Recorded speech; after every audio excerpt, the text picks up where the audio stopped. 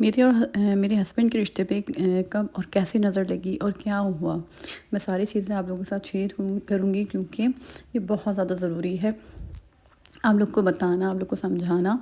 اور اس سے بڑے بڑے لڑائی جھگڑے بڑھ جاتے ہیں، جو کہ میں آپ لوگوں سے اپنی اسٹوری شیئر کروں گی۔ آپ اپنے بلاگ کو فل واچ کریے گا جاننے کے لیے میرے چینل کو سبسکرائب کر دیے گا، لائک کر دیے گا، شیئر کر دیے گا، اور بیل آئیکن کے بٹن کو پریس کر دیے گا تاکہ ہر آنے والی نئی ویڈیو آپ تک جلد سے جلد پہنچ جائے۔ بسم اللہ الرحمن الرحیم۔ السلام علیکم، بڑوں کو ڈھیر سارا سلام، بچے کو بہت بہت سارا پیار۔ کیسے ہیں آپ لوگ؟ امید کرتی ہوں سب خیریت سے ہوں گے۔ اللہ پاک سب کو خوش رکھے، اپنی زبان میں رکھے۔ ابھی میں پلاؤ بنا رہی ہوں، اور پلاؤ کے ساتھ جو ہے میں بنا رہی ہوں یہاں پہ گرین ٹی، جو کہ میں آپ لوگوں کے ساتھ دوبارہ سے شیئر کروں گی۔ میں نے اپنے گھر کے جو ہے ولاگ میں بتایا تھا، دکھایا بھی تھا، لیکن میں اپنی بہنوں سے جو ہے ایک ہیلدی جو ہے وے میں جو ہے نا آپ لوگ ویٹ لوز کریں گے نا، تو وہ آپ اچھے بھی لگیں گے اور پھر آپ کو کمزوری نہیں ہوگی۔ تو یہاں پر میں نے اپنی گرین ٹی نکالی ہے۔ میں گرین ٹی زیادہ بناتی ہوں تاکہ میں رات میں جو ہے نا جب میں تازی بناتی ہوں رات میں 1 کپ پیتی ہوں، اس کے بعد جو ہے میں صبح میں جو ہے پھر اسٹارٹ کرتی ہوں، اس کو میں فریج میں رکھ دیتی ہوں۔ گرین ٹی جب آپ بنا کے رکھ دیں گے تو یہ خراب نہیں ہوگی، لیکن جب میں آپ لوگوں کے ساتھ اس کی ریسیپی فل شیئر کروں گی اب نیکسٹ ولاگ میں، تو پھر جو ہے میں آپ لوگوں کو ڈیٹیل میں اس کے بارے میں بتاؤں گی۔ تو ابھی آج جو ہے میں آپ لوگوں سے جو بات کرنے جا رہی ہوں وہ بات جو ہے بہت زیادہ امپورٹنٹ ہے، کیونکہ جو جن لڑکیوں کی شادیاں ہونے والی ہیں، کیونکہ ان میچور ہوتی ہیں نا لڑکیاں، جن کو پتہ نہیں ہوتا کہ ہم اپنی شادی کے بعد کس طریقے سے ہم نے رہنا ہے، اور جو بہنیں میری طرح شادی شدہ ہیں، بچوں والی ہیں، ان کے ساتھ جو ہے کیا کیا معاملات پیش آ سکتی ہیں، آ رہے ہیں، جو ان کی سمجھ نہیں آ رہا۔ تو میں بھی جو ہے جب میری شادی ہوئی تو میں بہت زیادہ، مجھے سب کہتے تھے میں سمجھدار تھی اس وقت، لیکن مجھے جب شادی ہوئی نا اس کے بعد پتہ چلا کہ میں کوئی سمجھدار نہیں تھی، میں نا سمجھ ہی لڑکی تھی، کیونکہ میں نے جو چیزیں فیس کری ہر لڑکی کرتی ہے، کیونکہ میں ویسے تو اللہ کا شکر ہے لاکھ میرا کوئی ایسے ظالم سسرال نہیں تھا، لیکن یہ چھوٹی چھوٹی چیزیں ہوتی ہیں جو کہ لڑکی، مطلب یہ ہوتا ہے نا کہ آپ شادی سے پہلے اپنے گھر کے اندر آپ کا گھر کا ماحول بہت مختلف ہوتا ہے، آپ لاڈ پیار میں پلے ہوتے ہیں، جن کو لاڈ پیار نہیں ملتا، لیکن پھر بھی اپنے گھر کا سکون وہ ایک الگ ہی، مطلب ذمہ داریاں نہیں ہوتی، کوئی ایسا نہیں ہوتا کہ کوئی ناراض ہو جائے گا ہم یہ نہیں کریں گے تو شوہر کے ساتھ رہنا، یہ سب چیزیں تھوڑا شادی کے بعد مشکل ہوتا ہے۔ تو لیکن میں کچھ ٹپس یہاں شیئر کروں گی کہ دیکھیں عورت کو نا کمپرومائز کرنا پڑتا ہے۔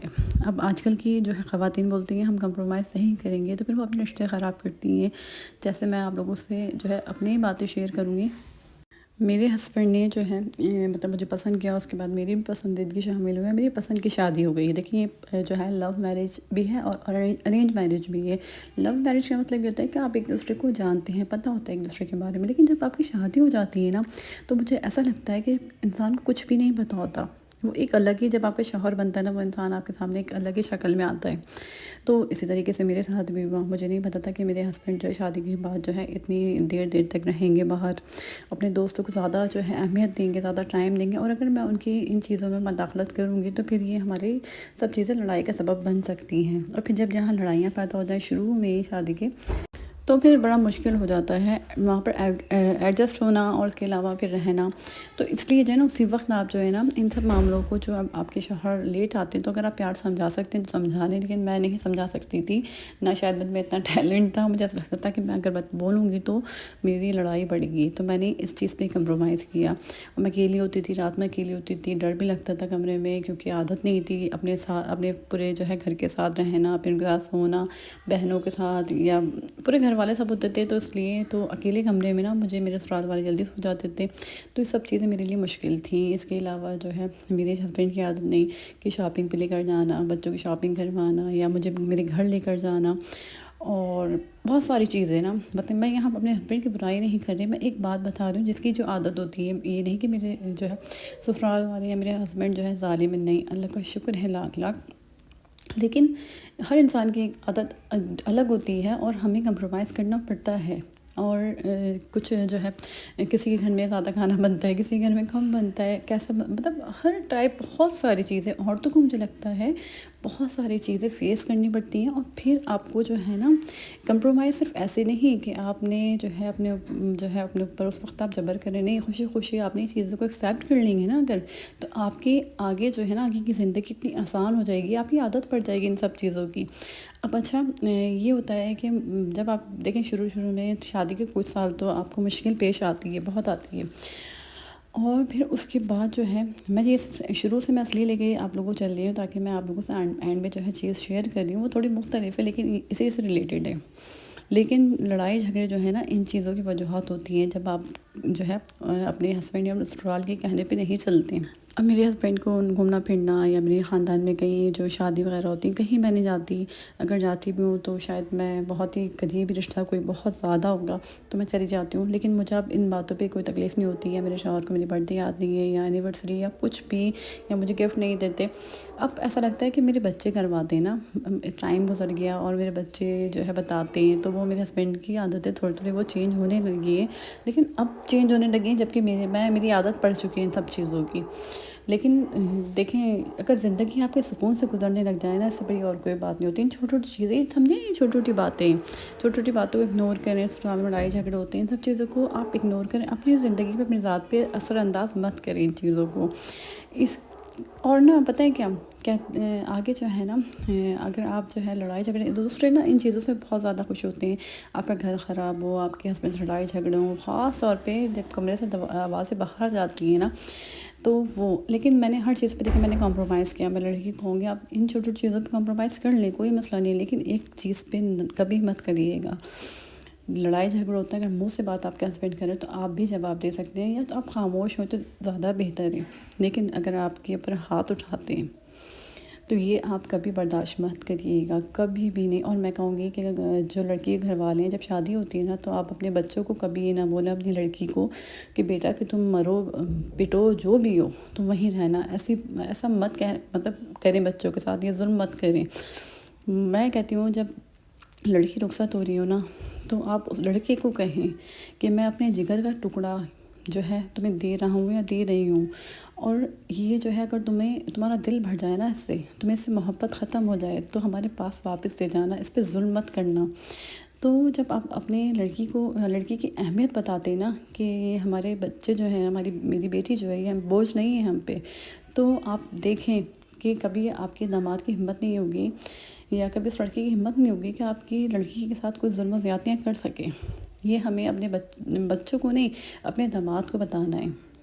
تو اب جو ہے مجھے پتہ تھا کہ میں اپنے گھر میں کوئی بھی اسٹیپ لوں گی تو میرے گھر والے ماشاء اللہ سے پڑھے لکھے ہیں, سب کچھ سمجھدار ہیں کہ وہ ان کو پتہ ہے کہ ہمارے بچے جو ہے, میرے ماں باپ کو پتہ ہے کہ ہم نے بچوں کی کیا تربیت کری ہے, وہ کہاں تک برداشت کر سکتے ہیں, اور ان کی برداشت جب ختم ہو جائے گی نا تو وہ بتا دیں گے.